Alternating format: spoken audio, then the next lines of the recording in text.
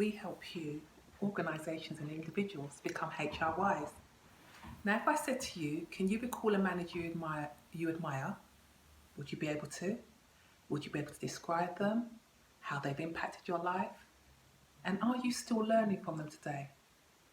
I thought I'd share a few of the managers I admire, from the most junior to the most senior. And I wanted to start off with the supervisor. And this supervisor came out of her comfort zone. Now, some people may not class supervisors as managers, but after seeing the level of responsibilities many of them have, you know what? I'm going to class them as managers. So years ago, I advised this particular supervisor through her first HR process. And she was scared, but she was absolutely determined to do a good job. She listened carefully to the steps that she needed to take, and then she replied to me, I'll do this and I'll come back to you, Dawn. And she did. Her diligence to manage with integrity taught me a valuable lesson. You know, people don't need to know a lot as long as they're willing to learn, as long as they are teachable.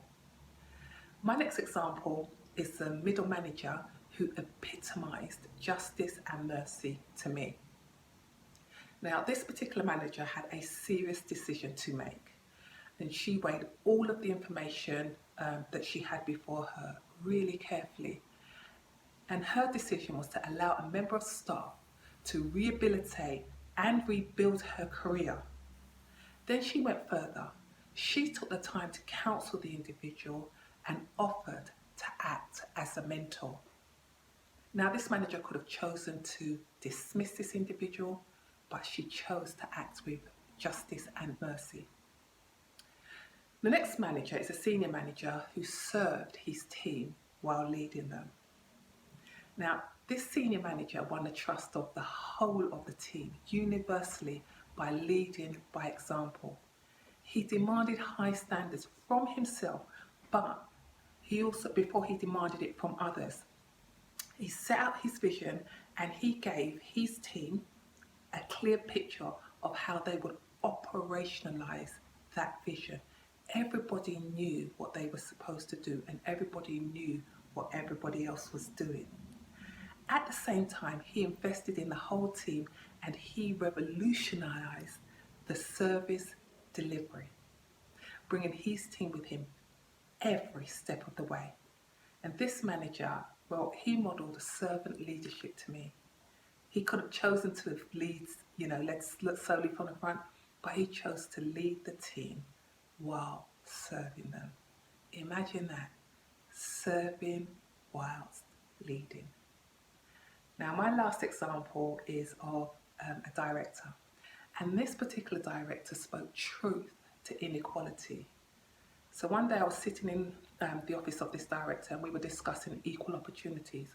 And her response was to the point. She said, how can we have equal opportunities if we don't even have respect? See, that gave me cause to pause. And what I admired most about her was that she went straight to the heart of inequality, and she was willing to ask and ponder more profound issues, and also to speak truth to those issues rather than gloss over them or apply a label to them.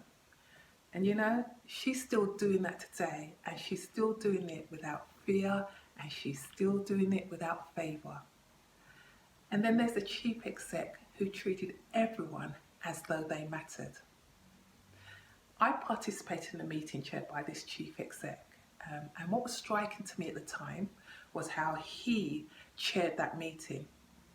He was welcoming, he was hospitable, and he genuinely listened to everyone and respected everybody's contributions, no matter what their level of seniority within the organisation. Years later, I had the opportunity to meet up with him and have a coffee. And I told him I had always admired his down-to-earth management style, and he looked at me ruefully and he said he'd learned some tough lessons as a junior manager. He'd often been arrogant and, not been as helpful as he could have been. But he learned from those lessons.